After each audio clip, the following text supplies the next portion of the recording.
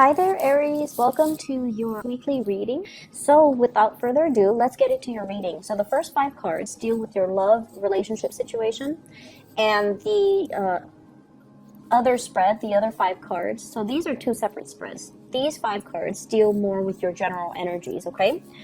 So first of all, love and relationships. We have, once again, heavy air sign. So this is an Aquarius, a Gemini, or a Libra. There is some type of a geographical distance between you and this person. The timing or something is always off about this relationship, okay? So you have somebody here who's very straightforward, very articulate, very moralistic. They're very adamant about, right and wrong.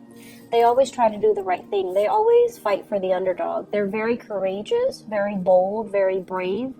And the energy is masculine to me. So even if it's a female, it's somebody that is masculine, like that has the stereotypical masculine traits, the drive, the ambition, the independence, and also they don't care what people think. They just say whatever is on their mind. So you're dealing with someone who's not like a passionate, warm, cuddly type of a person. You're dealing with someone who is of a different caliber from what you're used to. They lead the way, they lead the charge, and they're so independent that it might be really difficult to have a relationship with them, to form a family with them, to express your emotions to them. However, I feel like you do respect this person a lot, okay? And I feel like, with air signs in general, their nature is that they're just almost like, I feel like asexual, They don't see people as you're male or you're female. They don't see people as sort of like, oh, you're the gender that I'm interested in. Let me get to know you. Like their energy is very friendship oriented, and it's really hard to know when an air sign likes you. Just keep in mind, when an air sign likes you, because they're an air sign, they like to communicate. If they like you, they'll talk to you. And they'll talk to you more than other people if they like you. They'll Skype you, they'll text you, they'll initiate the conversation. So if you feel like, does this person like me? If you're single, if they're not texting you or communicating with you, they probably don't, okay? If you have to initiate most of the conversation, it might be because they're polite, so they're responding. If you find yourself initiating all of the conversation, no, they don't like you. So I feel like if you're confused, and you might be because you're a different element, and you're very fixated on the object of your affection when you like somebody. So if you're confused, I hope that will help you understand where this person is coming from. This could be a sun, a moon, or a rising, Aquarius, Gemini, and Libra. I feel as if there has been some type of a truce between you and this person. You might have been friend zoned. You might have friend zoned them.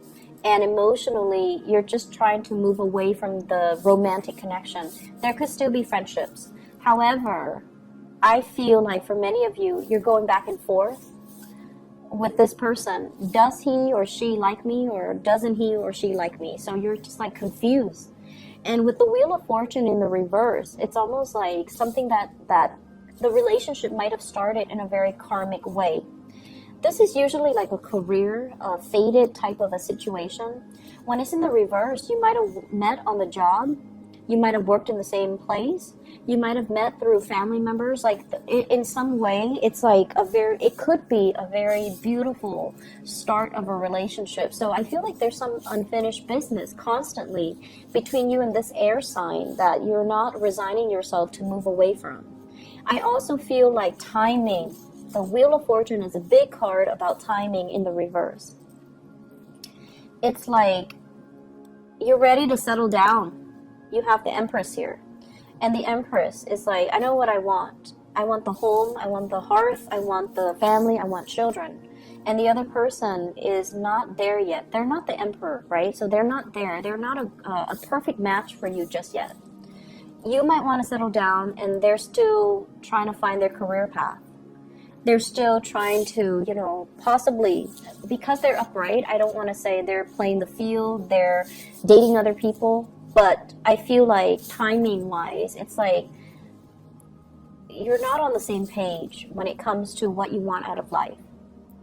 And I feel for many of you, you know, you guys are very big daters. You've been around. You've dated many people. Not all of you, but majority of you. You know what's around the corner. You know what dating is like. And so you're kind of jaded when it comes to dating. I know what's out there, and I know that, you know, all the other options out there are going to pale in comparison to this person. That's what I'm feeling. You know what's out there. You know that, you know, yes, there are a lot of people out there, but people that gets me, people that are intelligent and trustworthy, like this air sign, you know that it's 1 in a million. So you know what's out there. And I feel like because of that, you're also holding on to this connection, wondering maybe one day it'll turn out to be that connection that I'm looking for. So I feel like you have a lot of things that I don't want to say you're afraid of trying new things, because you're not. But I feel like you already know, you've already been around the block, you know what's out there, and you know that it's not going to exceed your expectations, okay? So I feel like fate, there's like the hand of destiny, is forcing you to go back and fix the situation. It's forcing you to go back and have one more try with this person. And what I'm feeling as well, for those who are single and this person is not in your life, you're really attractive. You're very attractive. This is a card of somebody who takes care of him or herself. Nice clothes, you know, you brush your hair, you put on makeup, you smell nice, you look good. However, it's like timing for dating is not yet right now, because the options that are available, they're okay, but they don't really make the cut. So don't give up on that, okay? Keep dating, keep moving, keep building the connections.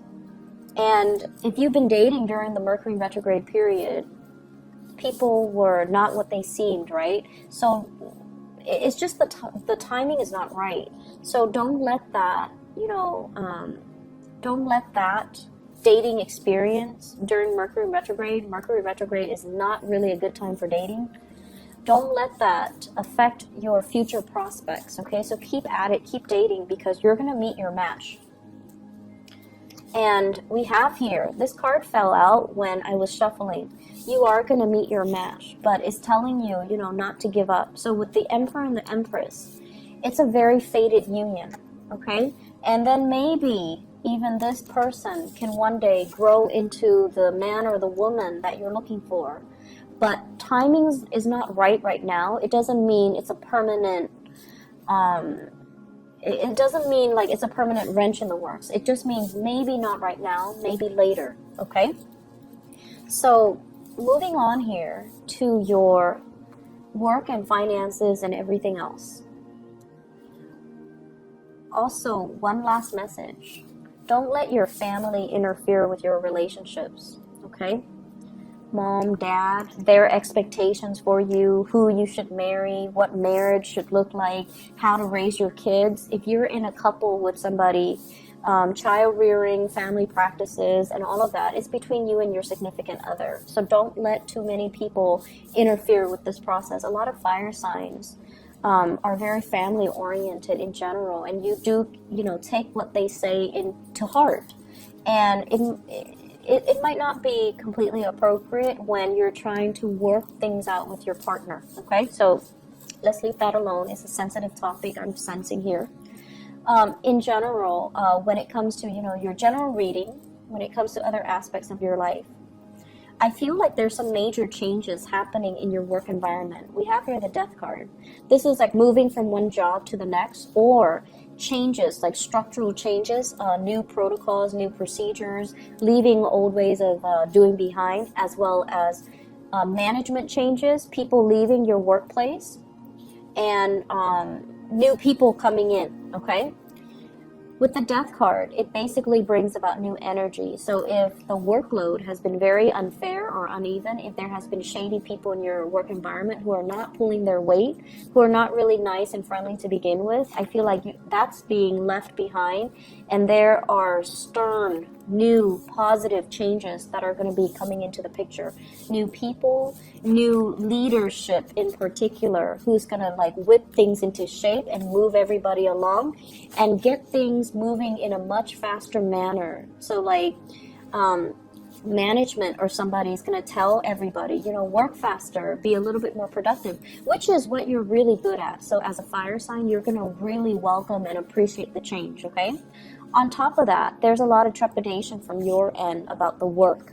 So I don't know if the workload is increasing. It seems like it could.